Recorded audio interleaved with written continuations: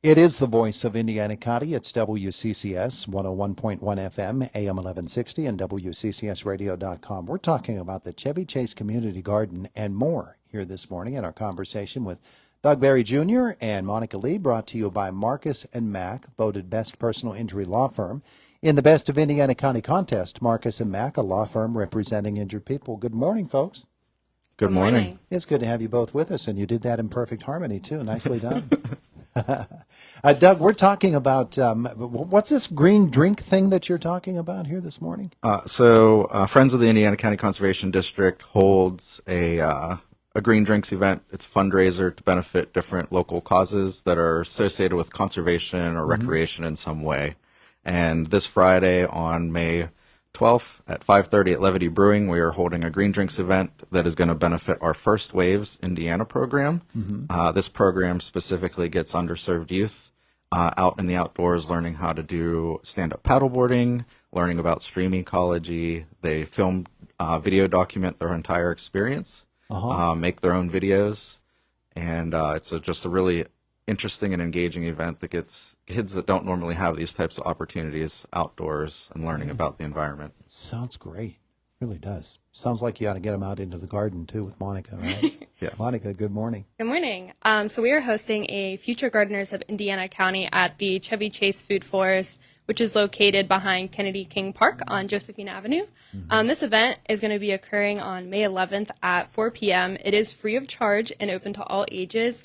This is just a really good opportunity for people to connect with local gardeners who have some experience already. And we're going to take a small garden tour on this very small plot and tend to the garden as well. And then we will be giving away free seed starter kits for each attendee to take home as well. So that's Thursday. Yes. Thursday. And do you already have all the participants, or do we need people to come out? We are open for anyone to join us. So. Oh, yeah. Yeah. Tell me about the garden itself. So the garden is funded through a USDA grant.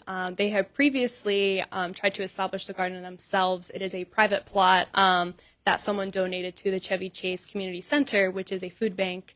And the garden itself is donating all of its produce to the local community at Chevy Chase, and excess goes to the food bank as well, which is used in food preparations. And also the community can come and kind of grocery shop at their leisure for free as well. Yeah. So. Where is it exactly? In Chevy Chase. It's right so there, right Chevy behind Chase. the Indiana High School, basically, where that little community park is.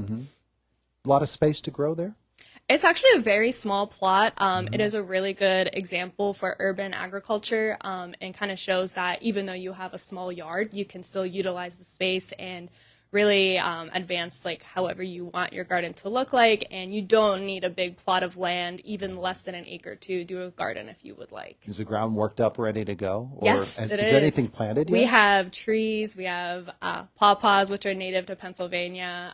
We have small apple trees and pear trees, elderberry, serviceberry. We have a little bit of everything. You up said there. this was small. It's really small. It's less than an acre. Really? Yes. Yeah. And have you put garden plants in? Yes. There's a lot of spinach and lettuce growing right now. Oh, good. And then they have garlic that is almost halfway done. It'll be harvested within the upcoming months. So, yeah. Terrific. And what are the plans for other things in the garden? What are you planting? So we're just going to keep rotating, especially through the greens. A lot of people do really like the fresh lettuce and stuff like that, easily accessible. They also are growing potatoes, onions, and tomatoes. That's what their main goals are. Yeah. And we actually established an asparagus plot as well this year. Oh, good. So if somebody wants to come out on Thursday, they just need to show up. They don't Yes, have to that's call all. ahead or anything. That's it. And are there particular segments of society that you want? Young people, older people? Everyone. Everybody. Doesn't Yes. matter. Doesn't Yep. matter. Oh, it sounds like fun. It is fun. Yeah. How many people are involved right now? So I'm mainly heading it, and I collaborate with the Indiana Community Garden in addition to the Chevy Chase Community Forest. So we have at least like 4 people heavily rotated who are always involved, but we are getting a steady flow of volunteers who come in every now and then. Oh, So, cool. yeah. Doug, it sounds like a lot of fun. Doesn't Yes, absolutely. Yeah. We're really excited to be able to bring this type of a program and opportunity to Indiana. Yeah, and as she said, you know, we think of people who have garden plots as being people who live outside of city limits and with an opportunity for a little bit more elbow room in order to plant a garden. But you can plant a garden anywhere, can't you? Yes, absolutely. Even if you don't have a yard, you can do containerized gardens, on decks or patios. There's lots of different opportunities out there for anybody looking to have that fresh produce right at home. Yeah. Yeah. All right. So let's talk a little bit about this event coming up on, you said Friday? Yes. Okay. Tell me about it. So essentially how it works is the Conservation District will provide appetizers. We are going to have a short film screening. We held our first Waves event this past summer. And so this is a nice video documentary of what that is and what that program means to the kids that participate. And the cost, there is no cost to attend, but there's a suggested donation of $5 to $25.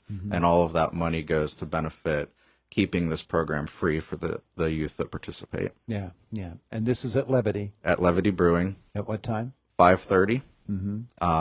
There's no requirement for reservations, but they are encouraged just so we can get a better count of how many people are coming to order appetizers. Okay. If somebody wants to call ahead, then what should they do? They can just look at the Indiana County Conservation District Facebook page. The event's listed there, and just click that you're going. So Levity has created a green drink. So green drinks is just kind of a play on words. Green as in conservation. It's a big umbrella word. Huh? Yes. Yeah. Okay. Yeah. So there won't be a green drink, but Why not? Why not, Doug? Well, it's something we should consider in the future for sure. There you go. There you go.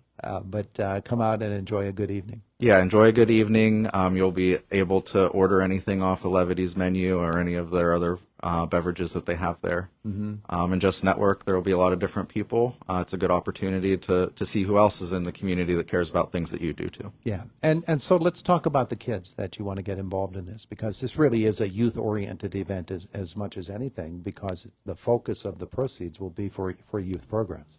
Yes, that is correct. And we actually partner with an organization. It's called the Watersmith Guild. They're out of Pittsburgh.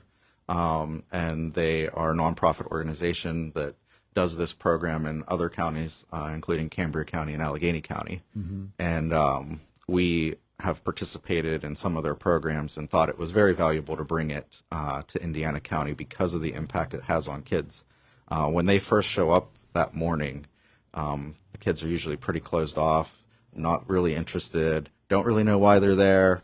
Okay. By the end of the first day, it's like the kids have completely transformed into different people. They're excited, they're energetic, they're eager to come back. The workshop is a 3-day program, so it takes a little bit of investment on their part. And then we partner with youth organizations in the county, like the Salvation Army and Justice Works, to get the kids to participate in the program. Yeah. All right. So the plans then move forward through the summer? Yes. So the program this year's program will be held in June. And we, to keep the impact correct, we work between 10 and 20 youth that participate in the First Waves program. That's a pretty sizable group. It is. Yeah. And it's really neat when they're all out on Yellow Creek State Park on stand-up paddle boards, paddling around. And then we actually take them out to Greenhouse Park, which is in Somerset County, but they have a constructed whitewater feature, and it's a safer area for kids to learn how to stand up paddleboard in a river. Oh, yeah. So they get to do a little bit of river surfing too. Oh, cool. Cool. It all sounds wonderful, and we think about summertime coming, and kids have the opportunity to sort of huddle in a room somewhere with a game console in their hand, and this is so much better, isn't it? Yeah, and it's also interesting because you think, Indiana County is a fairly rural county, but a lot of times in rural counties, kids have even less access to the outdoors than other areas because of financial barriers and things like that. Yeah. All right. So we can help them out with this event coming up on Friday. Yes. Terrific stuff. All right. Well, anything else, Monica, or that they need to know about, Doug? We have a lot of different types of events that come up throughout the year. So check the Indiana County Conservation District's website and our news and events page. It's always up to date with all the different happenings. Terrific. And if they want to help pull weeds, you can find a spot for them anytime, right, Monica? Of course, or plant seeds too. Doesn't you have go. to be hard work. There you go. All right. Well, thank you both for coming in to tell us about it. It sounds great. Yeah. Thank you so much for having us. It is the voice of Indiana County. It's WCCS 101.1 FM, AM 1160, and WCCSradio.com. 22 and a half after 9 o'clock. And we want to get the health cycle in this morning. We've got the Health Beat with Sarah Lee Kessler, and Lisa Brady has House Call for Health.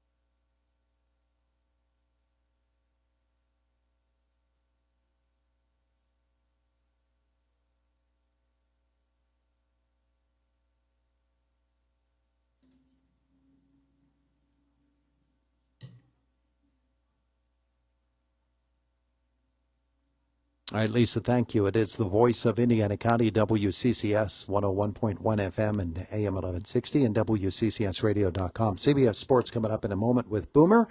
And then Jake is back from the newsroom at 9:30. At 9:45 this morning, there's another of the great tribute bands coming to the KCAC, to the Toretti Auditorium, and it's called DBS Journey. Yeah. It's a Journey tribute band. We're going to talk to the lead singer, the Steve Perry, if you will, of this group at 9:45 this morning here on Indiana in the Morning. Right now, CBS Sports brought to you by S&T Bank.